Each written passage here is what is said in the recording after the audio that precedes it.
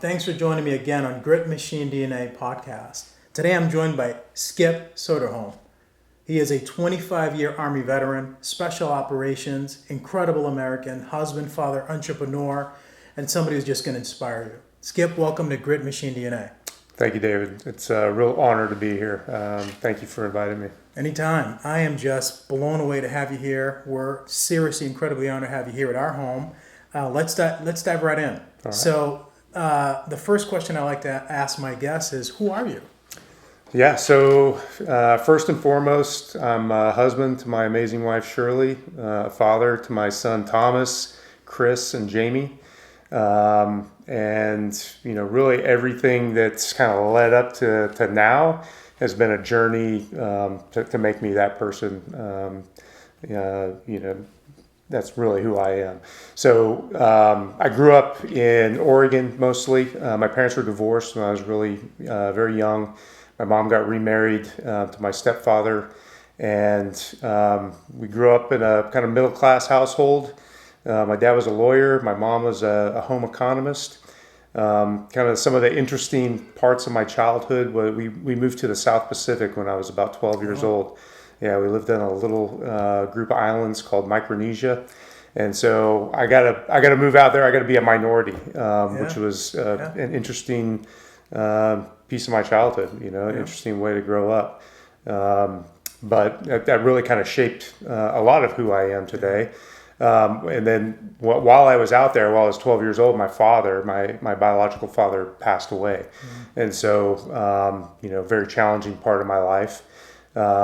But it kind of helped make me who I am today. I ended up moving back to the States when I was about 16. I lived in Alaska for a year, and then kind of graduated high school in Eastern Oregon. Went to college for a couple of years, and then decided that wasn't really the best thing for me, and so I joined the military.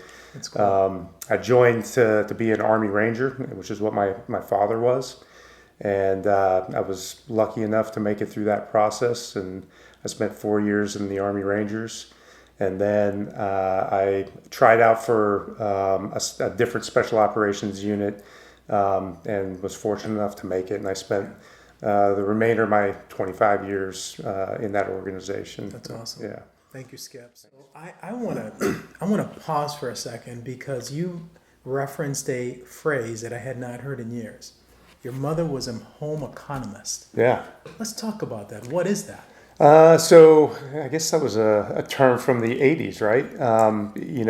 I think it was, at the time, it was what housewives called themselves. Yeah. I'm a home economist because it's exactly what you are. You're managing a household budget. You're feeding, clothing. You're doing everything for the household. My mom actually went to school. She taught cooking classes at colleges. She did a lot of those things. She taught me how to cook at a really young age, and it's something I still enjoy doing a lot. Yeah. So thank you for that. Yeah. And I paused there because and not only is it important for both of you and I, my upbringing, but for millions of Americans. I mean, big shout out to mothers. Right? Yeah. Big shout out to the quote unquote stay-at-home moms. Hardest job on the planet. Oh, very hard. Tough job. Thank you for sharing that. So let me ask about, you talked a little bit about your upbringing. I want to let's give the viewers and listeners a context here.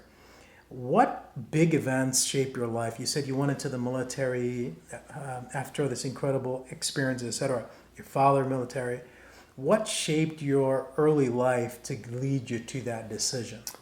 So I think it was several things. First of all, my father dying. I wanted to make him proud of me. I knew he was looking down on me, and I wanted him to see what I was doing and to be proud of me. And so, he served in the military. He was a ranger in Vietnam, and so that really drove me to join the military. I knew I was going to join the military. I knew I wanted to. But I decided I was going to go to college. So that was probably the first thing. Second thing is I found out that I could endure hardships pretty well. I was pretty resilient. I grew up in the islands. Like I said, I had kids that wanted to fight me because I was white. And I learned how to endure that and how to be resilient to that. Probably one of the most defining moments of my life was a failure. So I was in my second year of college. I was working full-time at McDonald's. I had a wife and 2 children at the time. That was my ex-wife. And I was going to school full-time. And I failed out of college. And I remember I had to go kind of plead for my life in front of a board of college professors and, kind of give them the reason, why I wasn't progressing academically. And I remember thinking, this is going to change my life. Whatever happens here, I knew it was a defining moment. And I didn't get accepted to continue on. And I thought, wow, my life is over. And it turns out it was just beginning, because if it weren't for that, I don't know that I would have joined the military, which I think really was my calling. I think that was what I was supposed to do. So Skip, let me poke at that a little bit. You talked about perseverance, and you could persevere and endure hardship. Not to position you a little bit, but this is an important trait that I talk a lot about: grit, perseverance. Yeah. Did you learn that? How did that happen? I don't know how I learned. I think growing up in the islands kind of helped shape that a little bit. Yeah.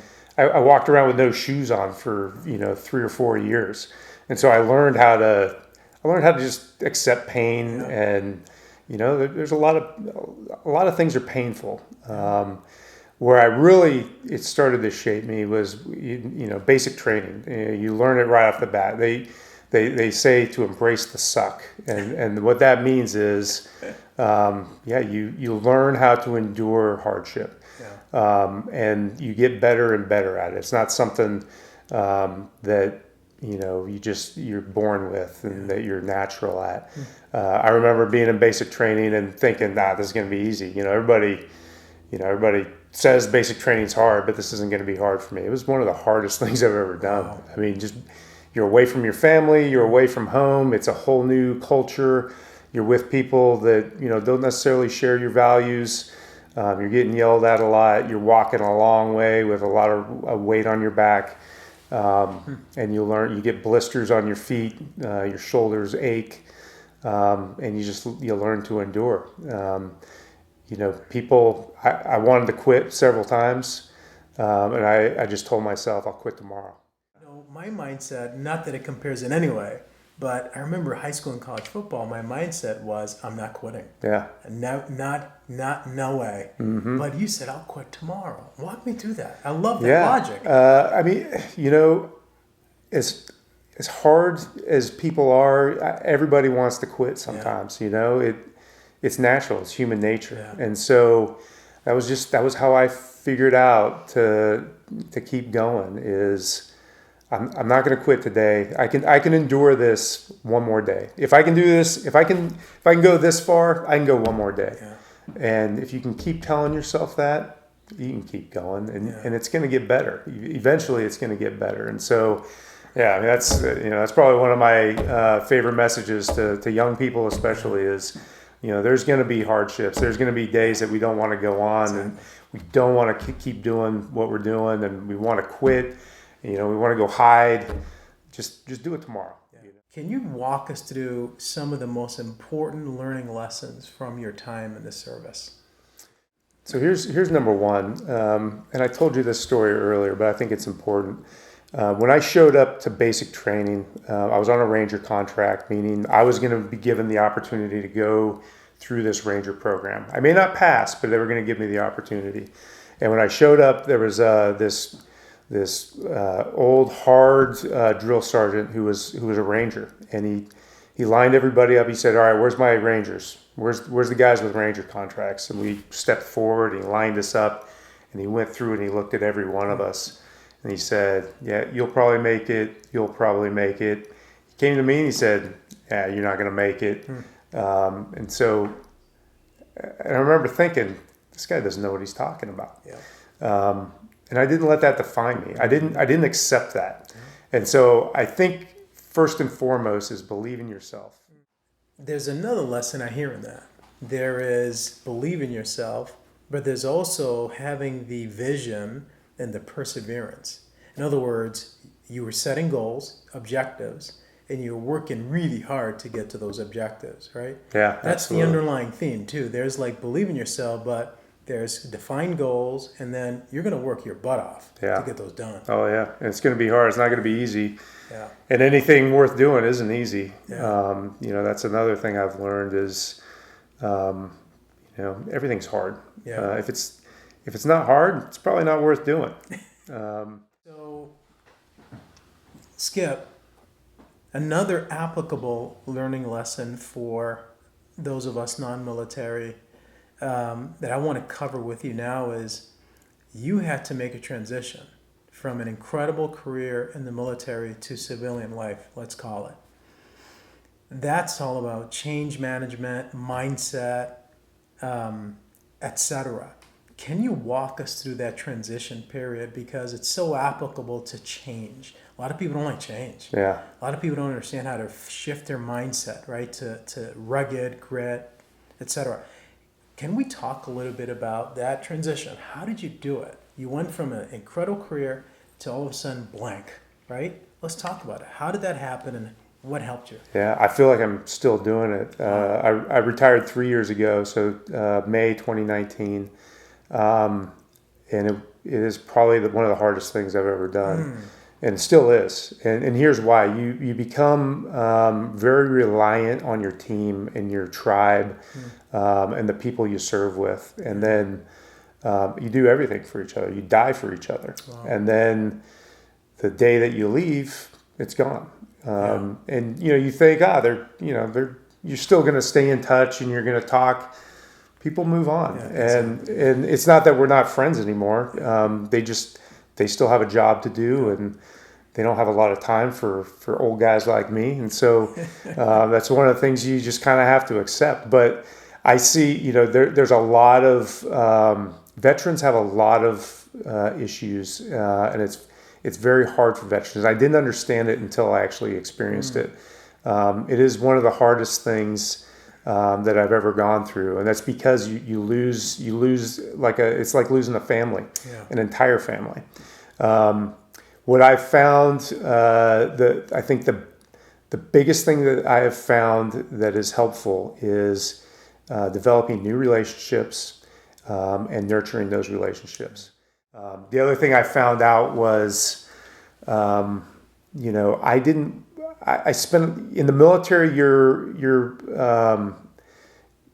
owned by the military, and I didn't want that in the civilian life. I didn't want to go to work for a company and have them dictate my life to me anymore. Which is why I kind of went the entrepreneurial route.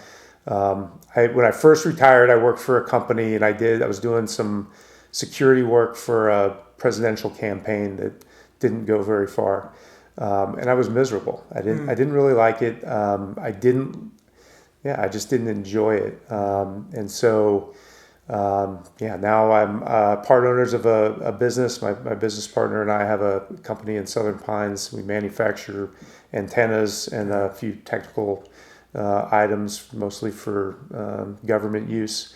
And we kind of set our own destiny, which is nice. So a lot of people out there wonder, man, can I do that? Can I start a business, etc.? How did you become an entrepreneur? Yeah, so coming out of that job, the guy basically decided he didn't want to be president anymore, and so I was stuck without a job, and I decided that I was going to take a couple of months and just do what I enjoyed doing. I was fortunate that I have a retirement. I have a pension that I earn, so I could afford to take a couple of months and just figure out what I was going to do next. And in doing that, I met my business partner. We actually worked in the same organization but didn't know each other at the time. And I saw what he was making in his garage. He was building these incredibly high-tech antenna systems that were unlike anything I'd ever seen before. And I said, I think I can help you with this. And he said, okay, let's do this. And so we kind of expanded our company. We opened up an office front together, and we still struggle to make it work, but it's all on us, and we have some employees now, and it's good to to kind of see the business grow, bring new products lines in, and it's you really gotta hustle, and you gotta work hard, and that's what it's all about. It's the American dream, right? So you took a risk, Yeah. right? You had a skill set, but you took a risk, right? You said you had a pension, so there was some money. That's good. I'm just walking people through this because a lot of people that I grew up with think this is hard, right? When you don't see something and don't know it, you can't be it. You can't do it. It's one of my old high school football coaches that you can't see it, you can't be it. So I want to have people see this. So a little bit of money from your retirement earned, then you said, wait, time out, I want to take a risk, right? You found somebody who was building something that said, I can help you build that. What was next? Did you guys go out and raise capital, or did you say, let's put our money together and let's go hustle? No, we've been all self-funded.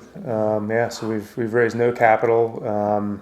We basically, our next step was we opened it up an office front, because a lot of what we do is training as well. Awesome. We both have a unique set of skills that we can pass on, especially to current military members. So we wanted a space that we can bring military guys in, train them, and be able to produce our products as well. And so that was kind of our vision. You got to have a vision. You're right. If you can't see it, you can't be it. What has been your learning lesson so far? It's only been a couple years, but so far about being an entrepreneur. What are the key and most important elements from your point of view? I'll say never stop learning. That's, a lot of times we get, I was at the pinnacle of my career, and it's very easy to say, yeah, I'm good. I've made it this far. What else do I need to learn? Yeah. Well, then I got thrown into this whole entrepreneurial piece, and I didn't have a clue what I was doing. And so sometimes I still don't. So I'm still, trying to figure it out. Again, it's uncomfortable, but if you're not uncomfortable, you're not learning, you're not getting better, you're not improving. So you've also surrounded yourself with incredible people that have helped you, or you've all enabled each other to keep growing and keep succeeding. That's another important lesson that I'd love for you to touch base on. How did you do that? That just happened organically? So again, the military is a volunteer organization. So even joining the military, everybody that's there at some point wanted to be there, and so, that was, first of all, surrounding myself with those people. And as I continued to move up and try out for different organizations, it becomes more and more volunteer based. So, and then, I kind of described our process for, it's a year-long process, job interview. Yeah. And so those people that are there that I'm surrounded with all very much want to be there. They earned the right to be there. High performers. And they worked incredibly hard and endured incredible pain to be there. Yeah. So, and that's not just in elite military. That's anywhere you go. Everybody did something to get to where they're at, and so I guess it depends on do they want to continue to be there. Then they have to keep performing. The other piece of that is we were motivated to bring everybody home, and whatever your job is, there's some motivation behind it. For me. I wanted to serve my country. I wanted to, make sure we were doing what America needed us to do. But ultimately, I wanted to bring everybody home. And that's probably the thing I'm most proud of, is that I brought everybody home that worked under me. And I'll tell you this story. This is, I served, I was there on one of the very first missions after 9/11. Into Afghanistan, and I deployed 11 times during my career. in the combat situations. I've sort of loosely kept track of how many missions I did, and I'm guessing it's between 800 and 1,000 missions. A lot of those, where we drove to our target, and in those I never hit an IED, not once, which was the biggest killer of American soldiers in Iraq. Yeah. And I've really kind of analyzed that, is how is that possible? And people call it luck, but it wasn't luck at all. It was a combined team doing every single thing that we could to make sure that we brought everybody home. Yeah. And that's pretty special. Every mission we got, everybody had a piece to make sure that we got there, we did our job, and everybody came back. And it wasn't just, it started years before when we were training to do all that as well. All the training that we went through all went into that. So, how do you tie? Obviously, it's military, but that ties into real world and everybody's lives. Everybody is part of a team. Yeah. Whether it's your family, whether it's your coworkers, but when everybody, and you can inspire and motivate people to really put their 100% into everything, like your lives depend on it, because they do. That's your livelihood. That's how we make a living.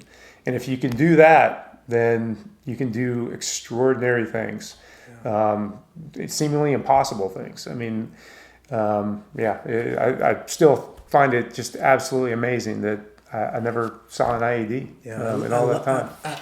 So first of all, I think part of that was providence, right? Who I call God, but I agree with you. Training. The part that I also want to underscore here is.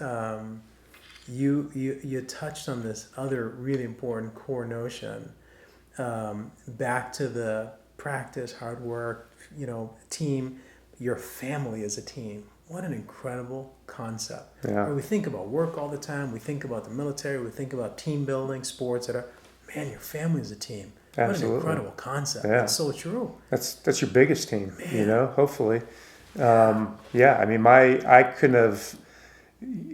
I was going for these long deployments, 4 months at a time, knowing that my team back at home had my back, and they were keeping the house in order and paying the bills, and my son's going to school every day, and my wife's working hard. That's all part of that teamwork. That's very cool, man. Yeah, absolutely. So let's go toward family. You are now an entrepreneur. You're traveling. You're here on a business trip. Appreciate you doing this, by the way. Yeah, absolutely. Family. Let's talk about family. What has your family meant to you? Because it transitioned. Right now, it's a priority. And how do you balance all those interests today? You're an entrepreneur. You're still training people. You're building a business. You got kids. Remarried. How do you balance all that, and how do you put family first? It's always tough, and it's always a balancing act. I think it comes down to prioritization. You got to prioritize different things at different times. Yeah. And I'll give you an example. I had a business trip and a couple of weeks ago, and it was. My wife looks at business trips and says, "Oh, great, another." I lived with you gone for 25 or I guess we were married 20 years while I was in the military, and now here you are leaving again. And so I prioritized, and I said, "Well, why don't you come with me on this one?" Which I haven't ever done before. And so you gotta kind of stay in touch with your surroundings. And I mean, I think everybody needs alone time, and everybody obviously, sometimes you gotta leave for work, but sometimes it's best to maybe put it off, maybe prioritize family a little bit. What role does faith play in your life? Yeah. I grew up going to church as a child, and so I grew up in a Christian family. As I've grown older and fought wars, and I've seen the world. I'm less. I believe in a higher power, but I believe less in religion, and I think religion's a great thing. Don't get me wrong. I think it helps keep people morally and ethically straight, which I think is the great thing about it. But I see when you see wars fought over differences between religions, and I wonder, well, who's right here? Obviously we all have different beliefs, and so I look around at nature and think, okay, there's got to be a higher power here. I mean, I'm a small speck, and and this is kind of when I think about poor me, I had a rough day. Sometimes I'll go outside and I'll think, I am this tiny little speck in this. You look out to the stars in this universe. My problems aren't that big, and so that's kind of how I view faith, as just a bigger picture. How do you define leadership? So I actually teach a leadership course to some military guys, and so here's how I define it to them. I believe leadership is influencing others to accomplish a task, a goal, or a mission. And as I discuss this with guys, typically we think of leading down. You can lead up as well. Everybody has a boss. Whether it's your wife or or your boss at work. Sometimes you have to lead them as well, and that's all about communicating and getting your point across in a way that they're going to be, there's going to be some acceptance, and that's what leadership is influencing and inspiring others to accomplish a common goal. That's cool. Yeah. What is Skip's purpose? Yeah, this is, you gave me the read ahead questions, and I've thought about this one for weeks, and I've struggled, and I was like, man, what is my answer going to be? And so if you would have asked me this, 3+ years ago, my purpose was to defend America. That was why I was put on this earth. And it was very clear. Like I said, I didn't necessarily know that I was going to survive it, but I was willing to do it because I really believe that was my purpose and why I was here. And now I made it through that. So here I've struggled for the last 3 years to figure out what is next. What is my purpose now? And it's funny. I was having a conversation with a mutual friend of ours, Jennifer, and her husband Pat, and we were sitting out on my back deck, and my wife told a story of being in a job interview in her early 20s, and the guy giving the interview said, well, what do you want in life? What's your goals in life? And she said, you know what, my goal is to be happy. And it kind of hit me in the head, and like that is my purpose now. My purpose is happiness for my wife, my family, and myself. For those of you listening and watching, I have come to know Skip recently, and I'm just blown away. One of my biggest moments, and I'll share it with the listeners, when the first time we met at the event, we met at a Medal of Honor event, and here's all these incredible people in their outfits, their uniforms. And I was surrounded by heroes, including you, and I told Samantha on the way home, one of my most impressive takeaways of the night was, here's this gentleman we're sitting with who's probably one of the most dangerous people in the room, not in uniform, in civilian clothing, and he's the most humble person at the table. And so that's my image of you, an extremely accomplished person, but with the heart of a humble person. And so I'm honored to have you here, man. So thank you. And for those of you who joined us, check us out, www.davidamorales.com, Grit Machine DNA, and check out Skip doing his company. What was it? Red Research Group. Red Research Group. So thank you for joining us, and I hope you guys have an incredible day. God bless everybody.